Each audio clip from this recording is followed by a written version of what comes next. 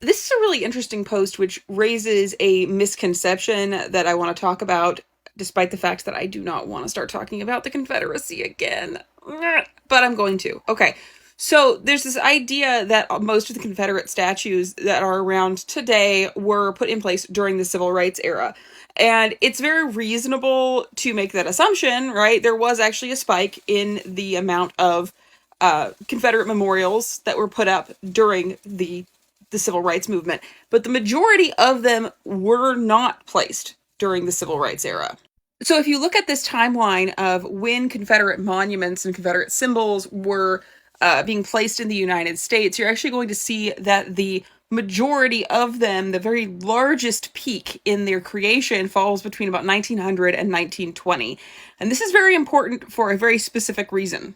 The first reason why it starts off at around 1900 with this large peak in the number of Confederate monuments is because it is now, 40-ish years past the end of the Civil War, and the veterans are now dying. So the Daughters of the Confederacy form themselves as a group to sort of, rally around the Confederate veterans of the Civil War. The Daughters of the Confederacy not only push for the building of these monuments between 1900 and 1920, they also begin to severely whitewash the textbooks during that time period in the South.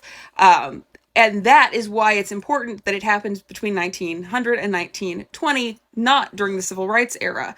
Because if you look at the age of some of the people who were violently opposed to civil rights during the Civil Rights era, as an example, let's look at my least favorite human being of this period, which is Strom Thurmond. He was born in 1902, which means that he basically grew up in a world where he only consumed textbooks, history textbooks, that had been okayed by the Daughters of the Confederacy, since he was from South Carolina.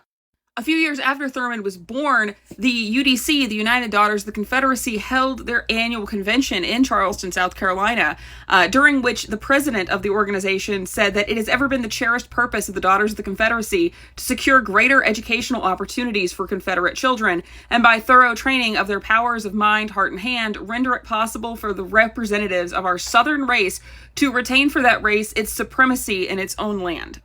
This is exactly what Moms for Liberty is doing today. They are shaping the minds of the future generation, just like the UDC shaped the minds of Southerners who would be opposed to integration in the 1950s and the Civil Rights era. This is how they get you. May not be able to change our minds right now, but they can change the minds of the kids through education.